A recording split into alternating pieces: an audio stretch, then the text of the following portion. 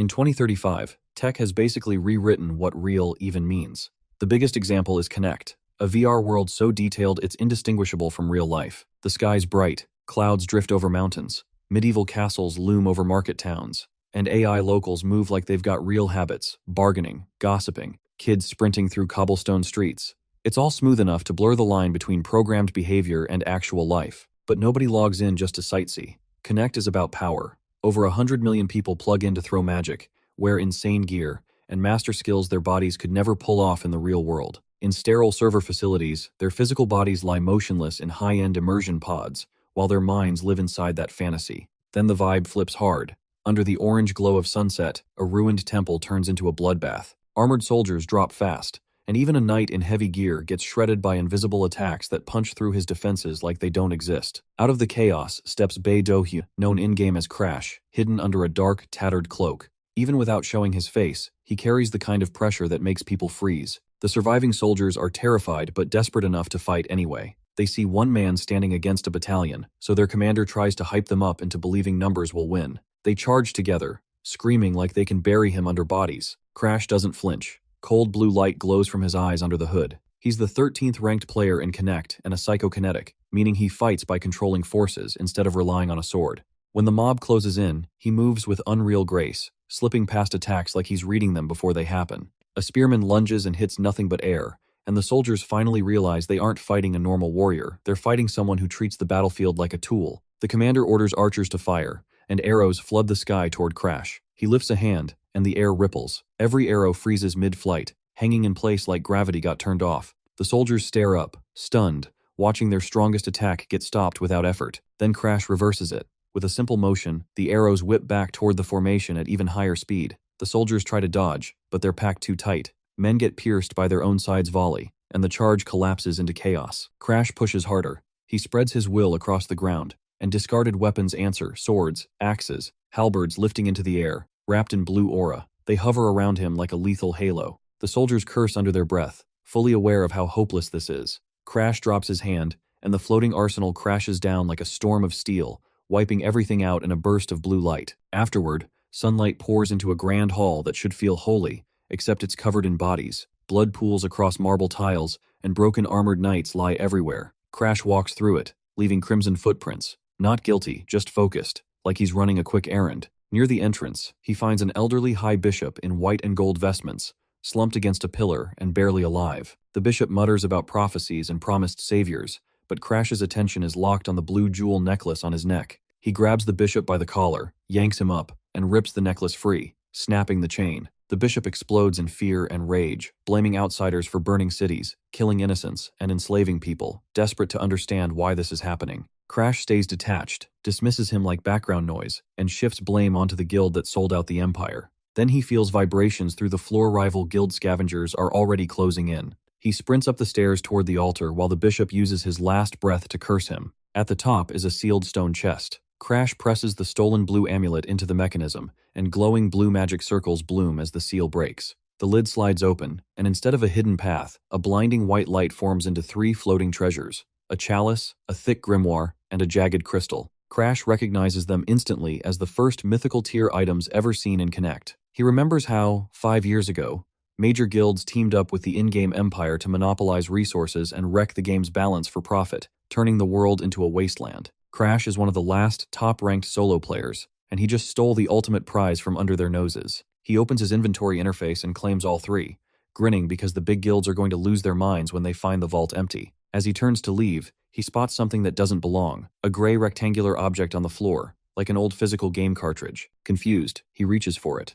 The moment he touches it, everything breaks, static rips through his vision, his body convulses, and a critical connection error floods his mind. The world dissolves into white noise and pain. He wakes up screaming in his real-world immersion pod, blood soaking his shirt, pain screaming from a jagged chest wound. Blurred figures in dark suits loom over him. It hits him instantly. This wasn't just in-game competition. Rival guilds tracked his physical location to erase him for real. One man tells him to stop struggling and die quietly. Their leader talks on the phone, confirms the target, asks whether they want him alive, then receives the final order. They drag him out, mock him for thinking gaming status matters in the real world, cover his face with a hood, and stab him repeatedly until darkness takes him. The last thing he can process is the insane truth that he's being murdered over a game. Then voices cut through the void, calling him sir. He jolts upright in a strange bed, screaming like the stabbing is still happening. The sterile facility is gone, replaced by a sunlit room with antique furniture. A green-haired maid stands nearby, terrified, calling him Sir Raul. He looks at her and sees a blue status label above her head. Level 3, Anna. Before he can react, a bigger blue panel appears, announcing that the soul has settled and the Connect Close beta system is activating. With the number of users set to exactly 1, the pieces slammed together. He didn't just survive. He woke up inside the world of Connect, in someone else's life, staring out at a fantasy estate that proves this new reality is real. Raul's standing on a balcony at the Ashton family estate, and everything feels way too real. The wind, the smell of the garden, even the cold iron under his hand hits with insane clarity way beyond anything he ever felt back when he was Bae Do-hyun playing as Crash. He stares at his palm like it's proof this isn't a simulation. The system confirms he's still the only user in this closed beta, and when he swipes open his inventory, the familiar blue grid is still there, which at least tells him he's not completely powerless. Then the system scans him and it gets ugly. His eyes flash blue. A warning pops up about locked user info updating, and pain drops him to his knees like he got hit with live electricity. His head feels like it's splitting while weird visions slam into him, an emblem of a roaring bear, a shining knight, and the truth forces itself into his brain. This body is Raul Ashton, the youngest son of the Ashton County in the Reuben Kingdom, and with that identity comes a nightmare preview of what's coming. He sees the future like it's already happened. The Ashton estate burning, ash choking the sky, soldiers dead in the rubble. The Count and the eldest son die, the second son vanishes, and the Forbidden Area's barrier eventually collapses, unleashing a monster invasion that wipes everything out. The city in the distance, beautiful right now, is basically scheduled to become a graveyard within 3 years. Raul drags himself back up, drenched in sweat, and makes the call immediately. He's not letting that future happen. He already lived a miserable end once as Do-hyun, and he's not wasting a second life. If there's any way out, it's getting strong enough to stop the fall. A month later, Ashton County's coming-of-age tournament is here, and the whole place is tense with kids fighting for a shot at the semifinals and the Kingdom Academy. Raul walks into the training hall with determination, but reality humiliates him fast. After a few swings of a practice sword, he collapses, gasping like his lungs are made of paper. He checks his status and almost loses it. Level 5. Anna, a maid nearby, is level 3, meaning he's barely above servant tier. That embarrassment lights a fire in him, and he throws himself into brutal training, pushing until his muscles scream and his vision starts fading. Tournament day hits with bright sunlight and a packed stone arena. Flags with the family crest snap in the wind, and the crowd's noise turns into this constant pressure in the air. Raul moves through other competitors, clocking how tough they look, hardened faces, scars, real fighters. But he's not the same guy who folded after 10 minutes anymore. He blocks out his instructor's past, yelling, steadies his breathing, and locks in. Before he steps up, he checks his status again. Level 13. Stamina full, mind clear, and most importantly, he's got a plan built from years of being a top-ranked player. Blue energy swirls around his eyes, and when he tightens his grip on the sword, the leather creaks. He swings with intention, and the air itself warps as a cerulean force blasts off the blade and slams into the ground ahead of him. Not long after, in a stone corridor, a heavy hand smashes into Raul's shoulder. He turns and sees Dion Viscount Uncle Austin's second son, his cousin, flanked by 2 smug lackeys.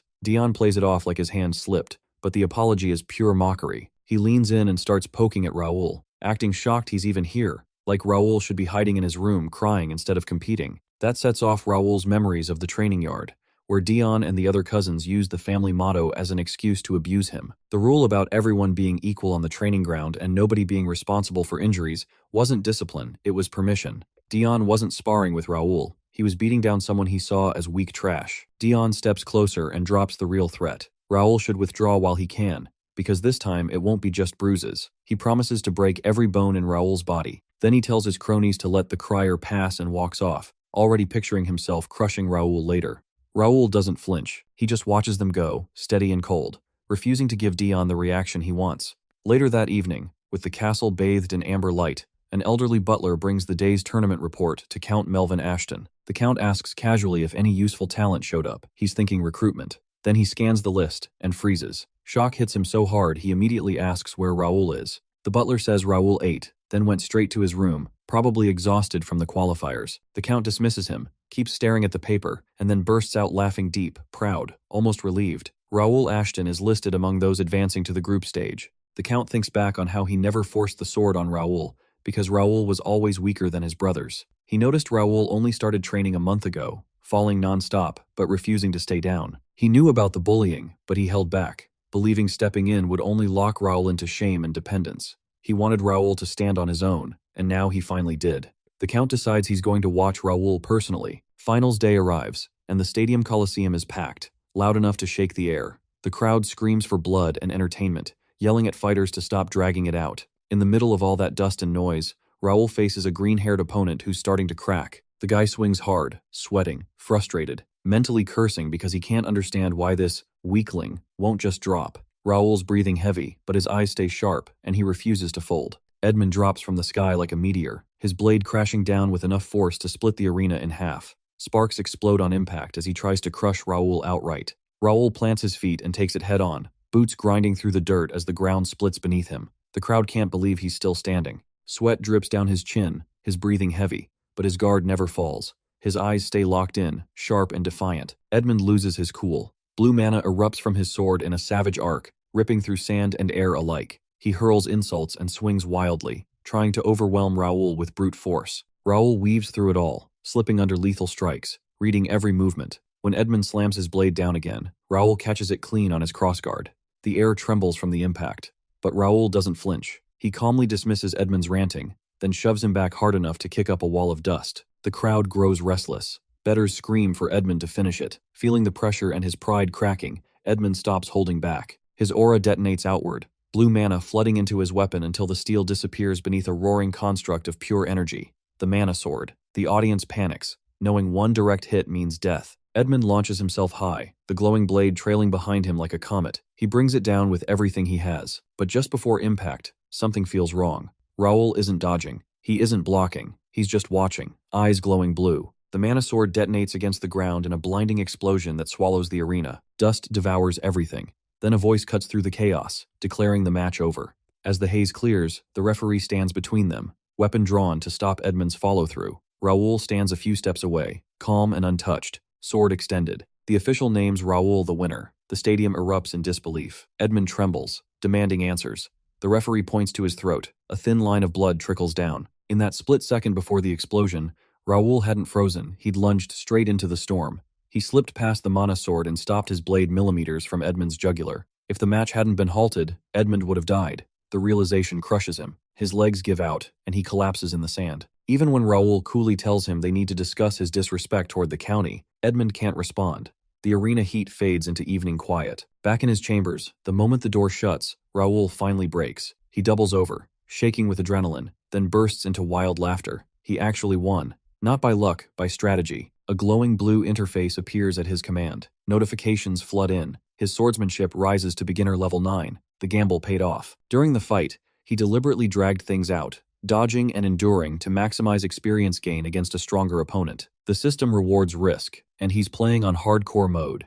No revive. One death and it's over. High risk, massive return. In just a month, he's reached level 19, something impossible in normal mode. His strength, agility, and willpower keep climbing. More importantly, he holds 5 unique traits. Psychokinetic Meister, an S-rank ability he recognizes from past knowledge tied to a player named Baeo Do-hyun. Royal Lineage, the A-rank trait of this body. The rest remain locked. He smirks, already planning how far he can push this. The tournament continues, and Raul dominates. Under the banner of the bear and sword, he cuts through knights and dual-wielders alike. The referee keeps calling his name. The crowd shifts from mockery to shock as the youngest son of the Count reaches the grand finale. Whispers spread luck, trickery, fluke. They have no idea. In the dust of battle, his eyes glow faintly as he uses subtle telekinesis to nudge blades off course and unbalance opponents. Civilians don't understand player abilities yet. It's the perfect cover. He masks every move with careful acting, saving the truth for when real players appear. Back in his room, he practices an innocent smile until a knock interrupts him. Ivan, the elderly butler, enters, scanning him for injuries. Raul brushes off the concern, saying healers would fix anything. But Ivan warns him that not all wounds can be healed. For a second, Raul feels something unfamiliar, genuine worry directed at him. In his past life, no one cared like this. He changes the subject and asks about a request. Ivan hands him a folded paper, hesitating as he mentions Sir Dion.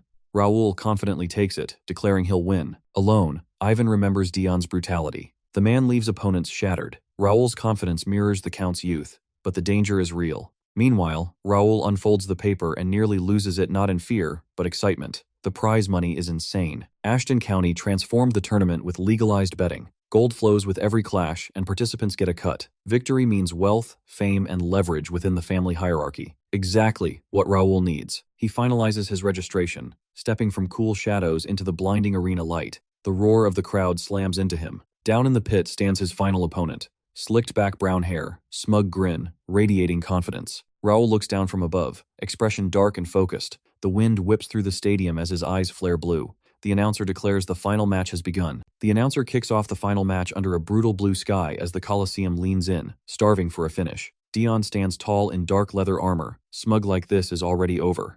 Raul, the blonde youngest, stays still and unreadable, even with Dion's pressure crushing the air. The stands explode, half cheering, half mocking. Dion sneers at Raul, calls him a weakling, and acts shocked he made it this far. He promises the crowd will watch Raul get shredded and crawling in the dirt. Raul answers with a lazy yawn, rolls his wrist like he's stretching, then hits Dion with pure boredom, basically asking if he's done talking. Dion's pride snaps. Purple mana erupts around him, thick enough to make the air tremble, and the spectators gasp at the gap. Raul isn't impressed. A blue status screen pops up for him alone. Dion is level 42, an expert knight. His stats are high, but his potential is capped at grade B. Raul clocks it instantly. Dion looks terrifying, but he's already at his ceiling. Dion charges, screaming that he'll kill him, swinging in heavy, lethal arcs. Raul doesn't back up or clash head-on. He shifts, deflects, and slips around each strike with tight, efficient movement. Dion slashes smash sand where Raul used to be, kicking up dust. Dion keeps swinging and yelling, but Raul keeps analyzing. Dion hits hard, yet his body control is lacking. Muscle elasticity is worse than expected.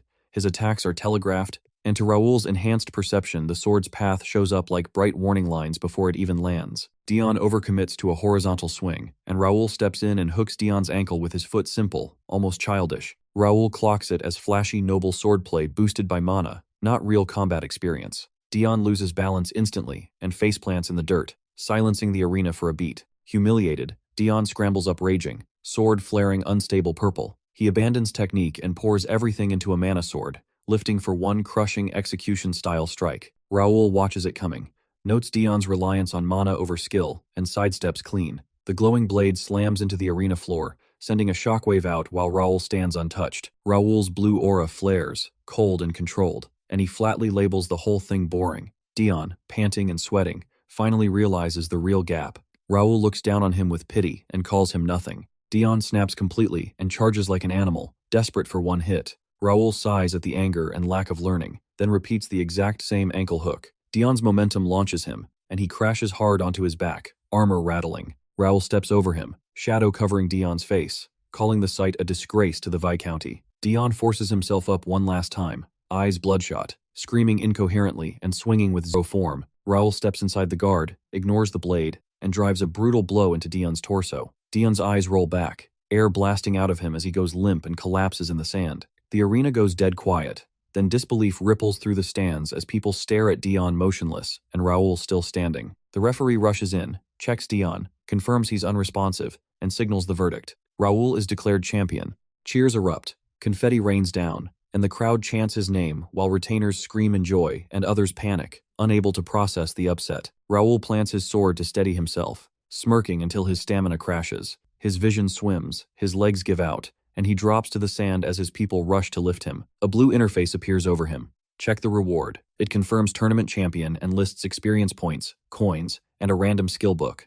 Raul, exhausted but satisfied, realizes this clears his path to Kingdom Academy. Up in the VIP box, the Count watches his son being carried off, expression unreadable. An aide praises Raul, and the Count quietly notes how much he grew in a month, how he toyed with Dion, and how that kind of progress screams genius yet something still bothers him. Later, in the Count's private office, Raul stands clean and dressed, expecting approval. He starts to speak, but the Count slams the desk and refuses to allow it. Raul panics, arguing he was told reaching the semifinals would be enough. The Count insists Raul needs to stay by his side longer, pointing out he collapsed after the match and quoting the old line about swordsmanship being a lifelong journey. Raul fires back that the academy is exactly how he'll keep learning, just like his father always preached, and that he won't be stopped. The Count sees the fire in his eyes and realizes Raul really has grown. Fine, if Raul wants to go, He has to get past him. The air turns heavy and cold as a terrifying spectral blue aura erupts behind the Count, forming a screaming skeletal shape. He draws his sword, eyes glowing with overwhelming power,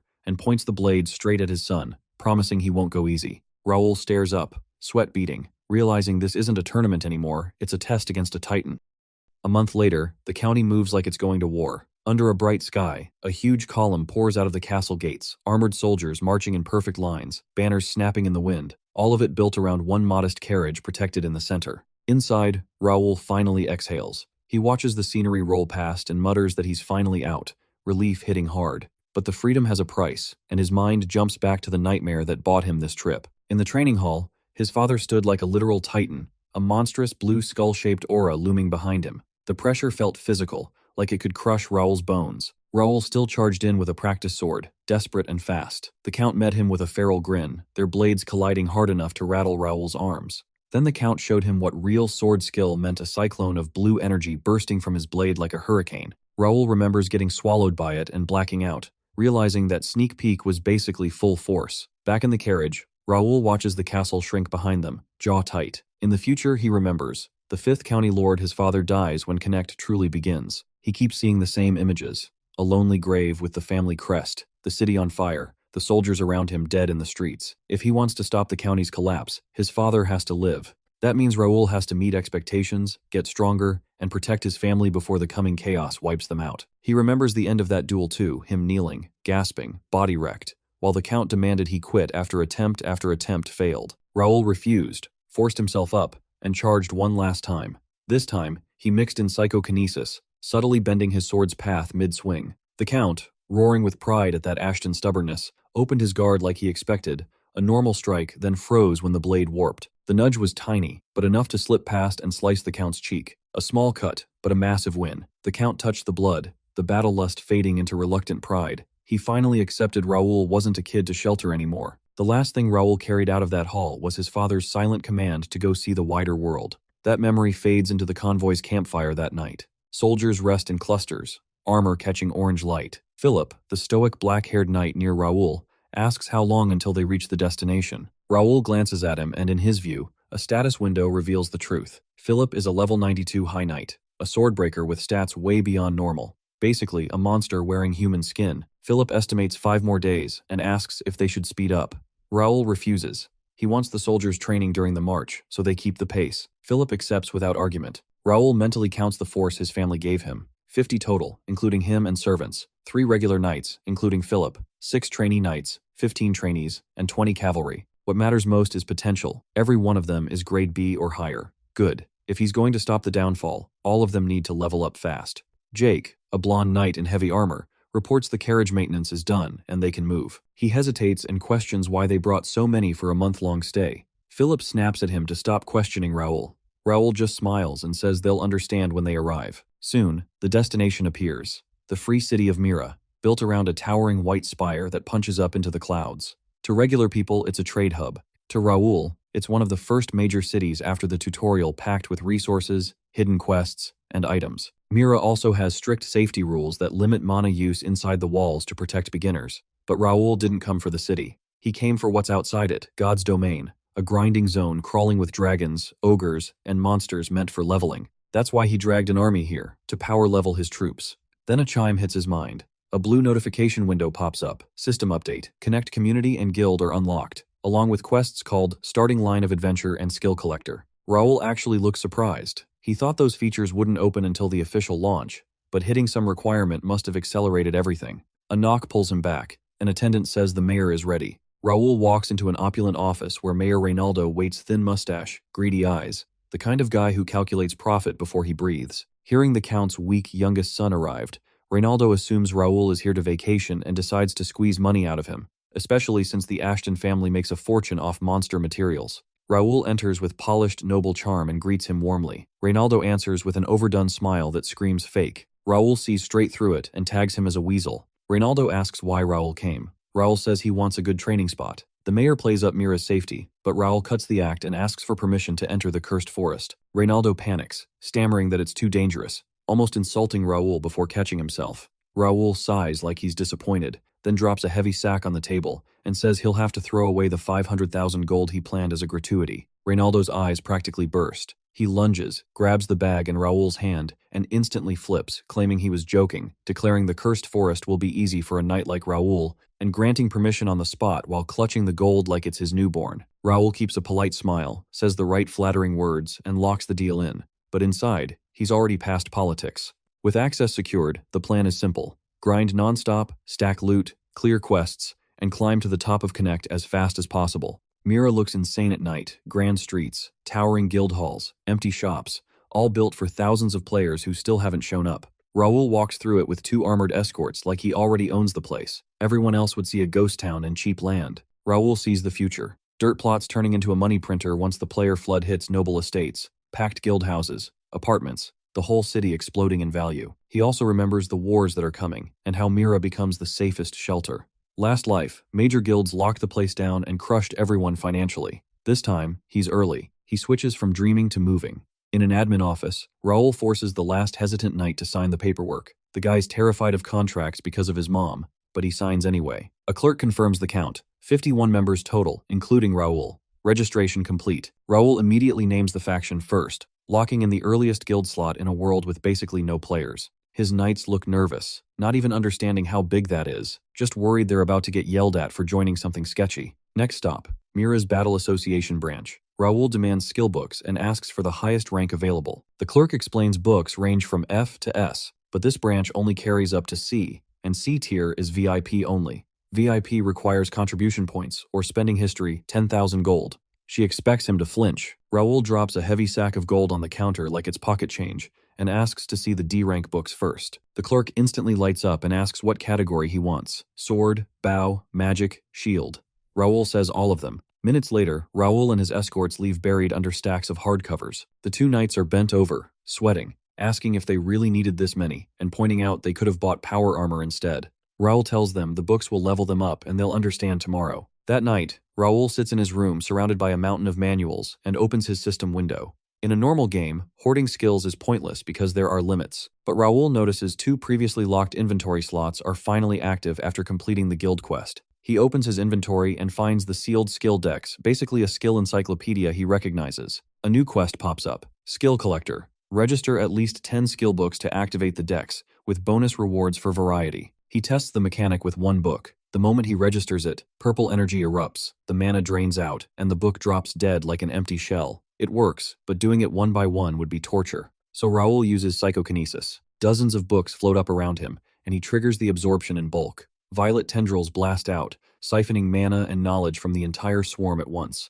When it's over, husks rain down on the floor. The dex updates instantly. Quest cleared. Rewards roll in. The skill dex upgrades to rare grade. He unlocks an EX grade trait called Skill Collector that boosts his chances of learning abilities, and he gains a new S-rank skill, Copycat, letting him steal skills from opponents he examines and register them into the dex. Raul realizes how broken that is. He checks the dex details and remembers it's a replica of a mythic item that once held ancient skills, but it reset when he crossed dimensions. He found the original right before dying in his last life. Most of his collected skills vanished, but psychokinesis and this dex came with him. He also notices the last inventory slot, a mysterious blue cylinder marked with a question mark, and he starts wondering what it does. Before he can touch it, chaos erupts outside. A massive guild chat interface appears in the sky, visible to everyone. In the courtyard, knights and servants panic, pointing upward, screaming for priests because they think the status window is some divine curse. Next morning, Raul shows up in a clean, noble uniform, looking wrecked with dark circles from staying up all night reading the dex. Bernard enters a red-haired man in a butler suit. Raul asks if Bernard explained everything to the others, and Bernard confirms he did. Bernard isn't just staff. He's Ivan's stepson, raised in the Ashton household, with photographic memory and insane efficiency picked for a reason. Raul asks if Bernard tested a skill book. Bernard raises his hand, and a tight vortex of wind spins above his palm, dropping the room's temperature. Raul pulls Bernard's status. Level 21, beginner windwalker. Average physical stats, but grade A potential and traits like sharp manager and like the wind, making him an Esper-type talent. Bernard says he's finished preparations. Raul tells him to get ready because they're leaving as soon as the knights adjust. Their destination is set, God's domain, the cursed forest where monsters wait in the dark with glowing red eyes. Raul faces a massive green ogre in the cursed forest under the fading twilight. The beast roars and slams its giant weapon down hard enough to crater the earth. But Raul slips through the dust like a blur and counters mid-chaos. He calls it too slow, drives a fist into the ogre's jaw, and collapses its face with a burst of power. The monster drops headfirst into its own crater, and Raul calmly steps on its neck, stomping until blood pools under the crushed skull. Then he looks toward the tree line and tells the real threats to stop hiding. Heavy footsteps answer. Dozens of ogres spill out, chanting in broken voices as a huge red-skinned chieftain with white fur roars, orders to kill. They rush in to surround Raul, tightening into a living noose, but he just smirks and beckons them closer. This isn't a normal hunting ground. Meera is a safe zone where players heal fast and revive, but the forest is the opposite. Monsters revive endlessly, and ordinary humans can't revive at all. Worse, anything civilians loot turns to ash when they leave, because the gods don't allow mortals to steal from this domain.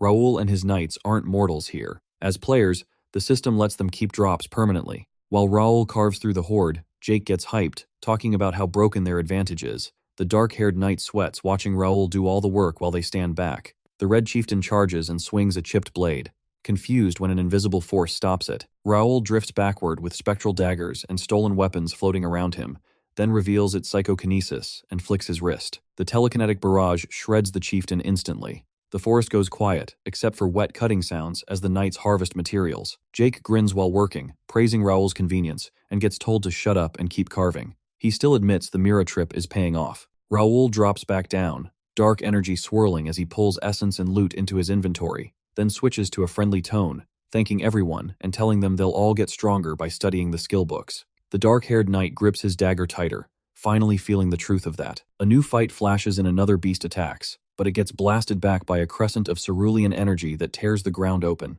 The dark-haired knight lowers his blade like it's nothing, and tells Jake this is exactly why skill books mattered more than power armor. Jake just stares, realizing how insane their growth is. Then a blue interface pops up with an urgent guild chat alert. Both knights read it, and the mood flips instantly. They decide to return to Meera immediately. Back in the city, a slaughter is already happening. A soldier in yellow armor crawls across the cobblestones, but a boot pins him and a sword drives into his back. Randall, red-haired, grinning like a lunatic, twists the blade and complains he should have let himself enjoy violence sooner. Around him, bodies of guards litter the alley. His brothers, Jerry and Kale, stand in the carnage, equally satisfied. A dying guard questions why they're doing this, and Ramon laughs it off, saying they were warned to behave but couldn't help making a spectacle. The injured soldier tries to threaten them with the wrath of his young master. Ramon silences him with a brutal downward swing, blood splashing the walls, then loudly tells any survivors to warn their master to hurry up because the Randalls have business with him too. As they keep killing, Ramon notices something strange. The soldiers they drop are reviving, glowing with blue light as their bodies regenerate. Jerry mocks it and says he's ready to hunt Raul. Kale points out noble families aren't allowed to point swords at each other inside Meera, but Ramon shrugs it off, saying they'll deny everything. In his head, this is the perfect chance to crush the Ashton family completely, and he even imagines their great-grandfather praising them for being ruthless. Then Ramon's fantasy ends mid-breath. A blur crashes into the side of his head like a battering ram. Blood bursts out, and Ramon gets launched sideways, neck snapping back at a nasty angle. Jerry and Kale freeze, staring as their leader gets swatted away. Out of the settling haze stands the blonde knight from the forest, shaking with fury. Blue light burns in his eyes and aura as he glares at the Randall brothers and promises that what they did to Ashton County will cost them far more than their worthless lives.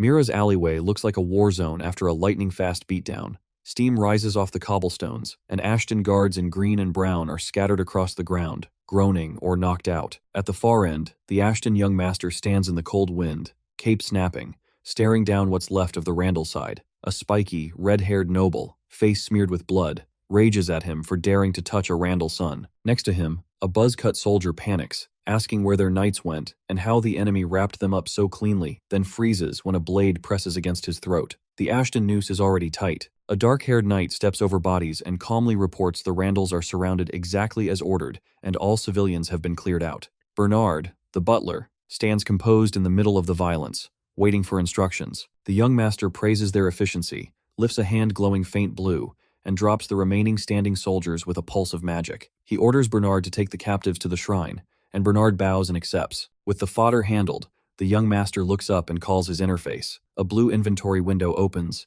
and he pulls out a pristine, ornate sword like he's grabbing a tool. He makes it clear he'll dispose of the rest himself. This isn't just a random brawl. The Randall Viscounty is a newer rising force led by a swordmaster, and they've been pushing into the old warrior families. They targeted Ashton County because it's ancient but seen as politically isolated and weak without a recent swordmaster. Everyone expected Randall to bully Ashton into the ground. Then, this kid shows up. Randall soldiers stare as the 15-year-old swings with blue-lit power that makes no sense. He charges, and every blow sends armored men flying, ripping their formation apart in seconds. Panic spreads. One elite knight with slicked-back blonde hair watches with a tight frown, wondering if the enemy's insane or if surrender is smarter. Kale, the red-haired Randall noble, refuses to back down. He screams that the Ashton heir is trying to fight them alone, and charges in with a heavy spiked mace, swinging like it's a real execution, not training. The young master slips aside in a blur, leaving only a blue trail in the air, and the mace smashes nothing. Kale loses it, screaming for his elite guard, demanding to know why they're just watching while he's out here fighting for his life. He calls for their leader. Jeremy, the elite knight commander, finally exhales like he's done pretending this is beneath him. He'd held back because bullying a teenager felt pathetic, but the bodies on the ground force his hand. He's a level 65 beginner sword expert, and when he draws a slender rapier, the mood changes instantly. The rest of the elite guards draw their rapiers in perfect sync, taking the unmistakable Randall family stance. The Ashton young master pauses and reads the board.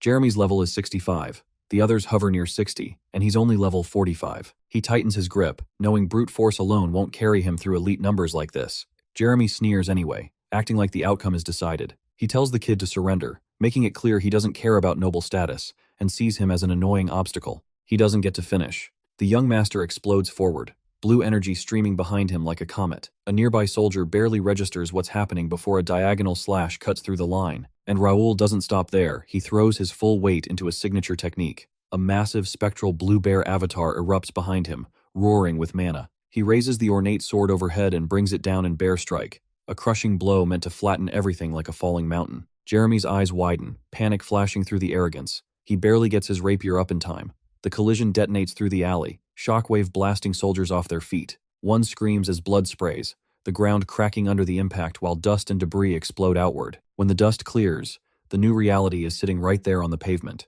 The young master stands steady with fading blue light around his blade. Bodies lie scattered across shattered stone. Jeremy and one surviving subordinate remain upright, but their confidence is gone, replaced by guarded caution.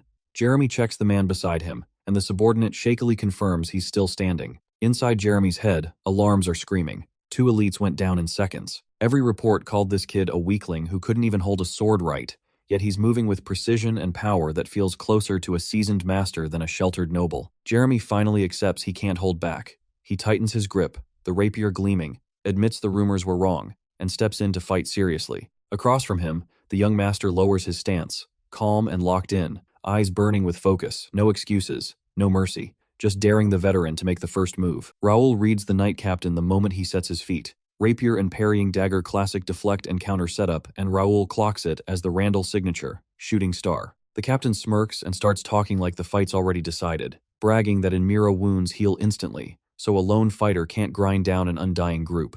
Raul doesn't budge. He calls the captain the confused one and breaks down what's really happening. These guys got lazy the second they entered a world where injuries don't stick. He points out a nearby soldier who's physically fine but shaking so hard his boots rattle. Meera heals flesh, not fear. They aren't used to dying, even if they come back. That lands. The captain's confidence finally cracks. He realizes Raul isn't just dangerous with a sword, he's ripping their heads apart too. So he drops the idea of a fair duel and orders a subordinate to cover his back and set up a pincer. Raul answers instantly. The support soldier rushes in, and Raul's blue-lit swing smashes him into the ground before he can even matter. The captain thinks he sees an opening and lunges, rapier extended, but even as he commits, his instincts scream that it's a trap. He forces speed anyway, choosing to overwhelm Raul with power. He activates Randall sword vision, his weapon flaring, then unleashes shooting star vertical energy strikes, slamming down like meteors. Raul braces and blocks, teeth clenched, psychokinesis reinforcing his strength just to keep his guard from collapsing. The captain presses harder, driving him back step by step,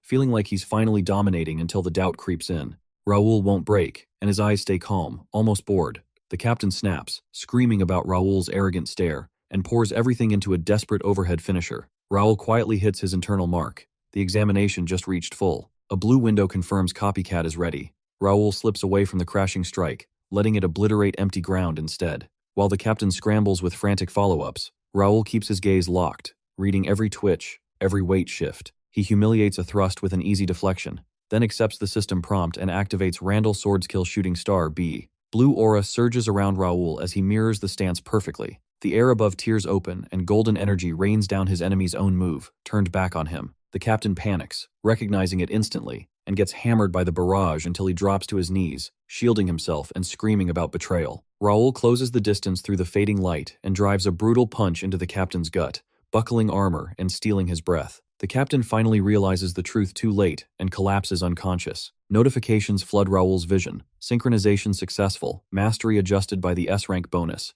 the technique engraved into his arsenal. He notes the downside copycat is cracked, but it demands non-stop focus. Look away for a moment and the exam resets, and he can't steal unless it's strictly one-on-one. He opens his skill list. Ashton Vision Sword Skill, Psychokinesis, Ashton Mind Skill, Copycat, Basic Meditation, plus extra slots from the skill decks. He equips the newly stolen technique immediately. A surviving red-haired subordinate backs away trembling, demanding to know who Raul is and how he used a Randall sword skill. Raul ignores him and turns to Philip approaching from behind. Raul orders Philip to kill the remaining enemies every time they revive for an hour. Philip bows, relays the order, and the troops answer loudly. The executions start immediately. The red-haired soldier begs, but Steele cuts him down mid-plea. Raul calls it blood for blood, and walks away without looking back as screams and wet impacts fill the alley. To Raul, this isn't the old Earth, and it's not a harmless game anymore. A memory of someone sleeping peacefully flashes through his mind, fragile and precious, and it hardens into a vow he won't let that be taken from him again. If protecting it means walking through blood, he'll do it. Back in the present, Raul stands battered but unshaken with his allies nearby Philip, and a scarred blonde veteran blue aura rising off him like a tide, as he locks onto the next threat, with the kind of focus that says he's done losing. A guy watches from a high window with opera glasses, hands shaking so bad he can barely hold them. His whole scheme was simple. Let the Randall Knights ambush Raul, beat the pretty noble into the dirt, then he'd swoop in, play hero, and claim credit and loot. He expected a soft target. Instead, he watches Raul, standing in a wrecked courtyard, surrounded by 15 downed knights. Calm like this was routine. Pierce and Bernard move through the mess, collecting weapons and locking the area down. Raul orders them to leave, and his men answer instantly. The Watcher collapses in terror. If Raul just soloed 15 knights, that's not young noble strength, that's sword master territory. And if Raul's that strong, he's smart enough to trace who set the trap. The guy realizes the only way to survive is to flip sides immediately and start sucking up to Ashton County before Raul comes looking. Later in his room, Raul admits he might have gone too far, but the rewards make it worth it. A system window confirms a cleared sudden quest for rescuing his people and punishing the rival family, graded B. He gets experience, 30,000 store coins, and a random skill book draw ticket. He dumps the loot on the desk. 5,000 gold taken from the Randalls, a magic bag with enough storage to hold carriage-level luggage, and a unique grade weapon set a rapier and a main gauche. But the real focus is the skill ticket. His tournament luck has been trash before, so he prays for anything decent and rips it open. A burst of light reveals a floating grimoire. The system awards Rivera spearmanship, B. Raul celebrates hard because spearmanship is exactly what he needs for the trip to the capital. His month in Meera is paying off, and he locks in his resolve to push through the next phase. A week later, Raul is deep in a moonlit forest grinding monsters. He pierces a hulking green beast, and it dissolves into light. A chime hits. Level up. He reaches level 51, qualifies for promotion, and the system upgrades him from sword user to sword expert. His psychic ability jumps too, from beginner to intermediate psychokinetic. Bernard freaks out in a good way, praising him for becoming a sword expert at 15. Raul immediately tests the upgrade. He lifts his hand and rips boulders out of the earth, floating them in orbit like they weigh nothing, then flings them away. Next, he launches into Bear Strike. Blue energy wraps him as he leaps and slams his sword down, blasting a shockwave and carving a crater into the ground. When the dust settles, Bernard jokes that Raul can do everything without them, so they should relax. Pierce instantly smacks him, and Bernard backpedals, claiming it was a joke. Pierce calls him all talk. Raul watches them bicker with a small smile, then cuts in and says he's not taking a break. Pierce asks what's next, and suggests contacting the family since the Count would be thrilled. Raul refuses and says he'll tell them himself later, keeping the power-up secret for now. He gives Bernard a look that basically orders him to keep his mouth shut. Raul scans the dark woods and decides the hunting's done. The bait is set, and he's ready for the next move. He orders the return to town, and the trio heads back with Raul's eyes sharp, mentally daring the looming Empire threats to make their play. In town, Nakia finishes a long shift at her potion workshop, stretching out the stiffness and feeling proud. Demand is booming, her shelves are stocked, and the bins are full of materials, roots, monster claws, weird fluids. That used to be hard to get because monsters were rare nearby, but now the Ashton Knights have been delivering overflowing baskets constantly, keeping her supplies steady. It's not just business, Every morning, the county's people stop by to check on her, asking if anything strange happened overnight and making sure she's safe. Raul comes to mind. She thinks he's a little eccentric, but she's genuinely grateful. Then her thoughts drift to how handsome he is, and she catches herself. Embarrassed. He's 15, 8 years younger, and a noble. She forces herself to snap out of it as she reaches home. She opens the door and calls out cheerfully for her little sister, Nikki, expecting a response. Nothing. The silence feels wrong. She calls again and walks toward the bedroom, thinking maybe Nikki fell asleep early. She opens the door and freezes. The room is empty, but a dagger is stabbed into the pillow, pinning a crumpled note. Nikia rushes over, yanks it free, and reads it her sister has been taken. The message warns her not to tell anyone and to wait for instructions if she wants Nikki back. Her hands start shaking so hard the paper crinkles. Horror hits her all at once, tears filling her eyes as she begs the empty room for it to be a nightmare and for her sister to be safe. Nikia bolts through Meera like her lungs are on fire, repeating Nikki's name in her head like it can undo reality. She trips, slams into the cobblestones, and realizes the kidnapping rumors weren't rumors at all. She scrapes herself up, scanning for help. But everything feels useless. The city government is too slow and probably compromised. The gate guards won't lift a finger, and hiring mercs or the guild would cost time and money she doesn't have. Then she remembers Raul's promise. If she's ever in trouble, find him. She forces her body to move and runs straight to him. At the same time, Raul gets a blue notification from Pierce.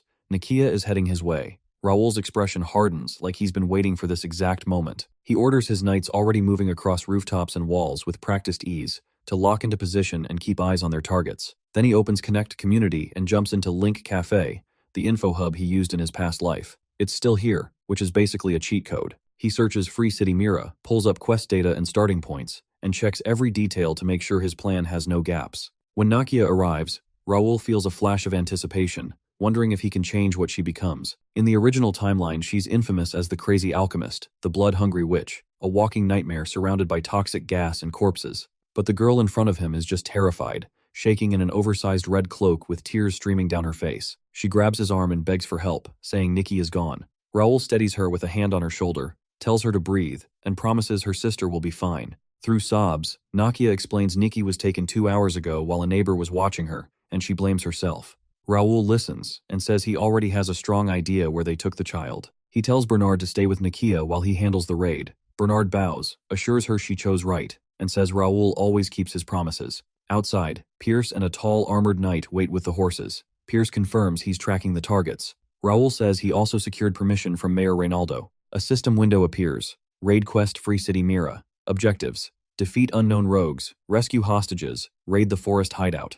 Raul asks if Pierce delivered the list of rats in the city to the mayor. Pierce confirms it, mentioning the mayor's shock. Raul's already used Link Cafe data to expose the spies planted inside Meera so nobody can sabotage the operation. They ride out fast, leaving the city lights behind and heading into the wilderness. In the forest, they dismount and move quietly. Pierce's unit melts into the foliage, watching enemy patterns. Pierce scouts ahead, finds faint soil disturbances, and traces them straight to a cliff face. He signals the operation start and drops from the trees. He activates detection, mana flooding his eyes until they glow red. Through the rain and darkness, a phantom red magic circle appears on the cliff, covering a hidden entrance. 2 guards stand there, unaware their concealment is gone. Pierce reports it, and Raul replies they'll arrive in 5 minutes. While waiting, Pierce flashes back to 5 months ago, when Raul was still treated like a joke. No one volunteered for his retinue.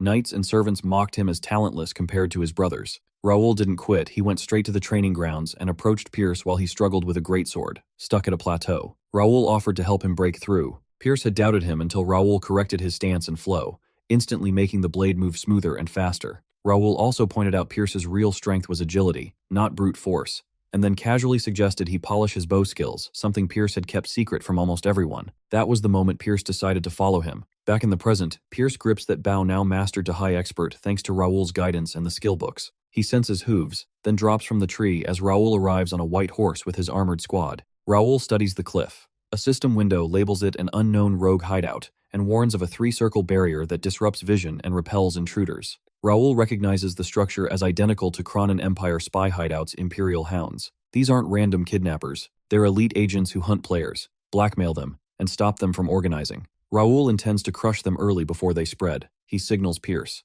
Pierce fires immediately, an energy-charged arrow punching into the entrance guard's helmet and dropping him before he can make a sound. Raul walks to the wooden gate, eyes on the red magic circle sealing it. He pulls out a dispelling scroll, then stops. He can see the mana flow inside the barrier, complex and patterned. He decides not to waste money and items if he can break it himself. He draws a dagger, floods it with mana until it burns blue, and slashes through the air. The blade bites into the barrier's ley lines. The circle cracks like glass and shatters into sparks. A system window confirms the barrier is destroyed, and Raul notes the gold saved by doing it manually. From above, a hooded ranger watches and quietly orders Jackson and Nil to run the lure tactic, promising to signal their entry at the right moment. Two cloaked figures peel off into position, and the ranger drops down to join the party. Raul checks his support Pierce, the ranger, plus a blonde knight and a dark-haired warrior in heavy armor, and feels the confidence surge. With the way clear, he leads them forward, cape snapping, eyes sharp with battle hunger, ready to hunt every enemy hiding in the cliffs. They stop at the bandit stronghold's huge wooden gates, the air sharp with tension. Raul lays it out cold. No mercy tonight. They're hunting, not taking prisoners. Then he does something weird, hands Philip a wooden training sword, and tells him that's what he'll use for the final blow. Nobody argues, even if it makes 0 sense on paper. Raul assigns Pierce a different job: slip past the chaos, find the hostages, and make Nikki the top priority. Pierce nods and peels off the second the raid starts. Raul gives Philip the signal, and they cross a rippling blue barrier into the dungeon. Inside, it's damp and cavernous. They move along the upper ridges and look down on a makeshift fort watchtowers, fences, campfires.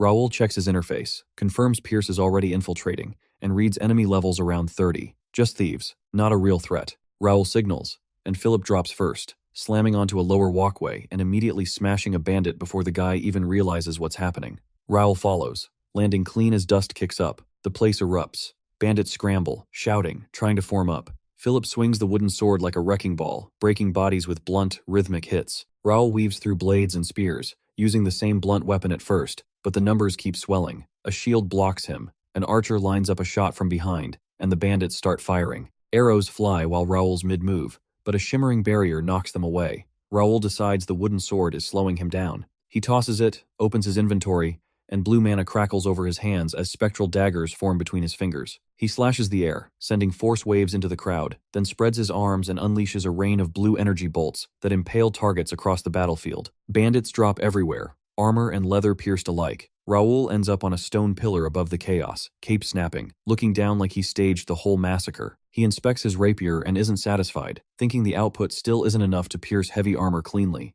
Annoyed, he stabs the blade into the stone just to vent. A surviving bandit stares up, frozen, while Raul scans for the rest of his targets. Below, panic takes over. The remaining defenders scramble to run. Jake bulldozes through them like a disaster, grinning like he's enjoying it way too much. One desperate man stumbles near Raul, begging for mercy, and a blue beam ends him instantly. Raul sighs, watching Jake make a mess. He realizes Jake's acting out because he hates using a rapier, and he's wasting mana and ignoring orders to keep their swordsmanship clean and untraceable. Raul lets it go, battle's already decided. Stealth units in the shadows finish off stragglers quietly. When the dust settles, everyone regroups near the entrance. Raul gets the report. They searched the prison and couldn't find Nikki. The other villagers were rescued, clothed, fed, and are being helped by guild members. A knight voices what everyone's thinking. These guys felt like small-time thieves, but something's off. Raul agrees and counts the red flags. Nikki is missing. None of the enemies stood out as leaders, and there was a magic circle at the entrance, but no wizard among the dead. The team confirms it, no magic users found. So Raul draws the obvious conclusion.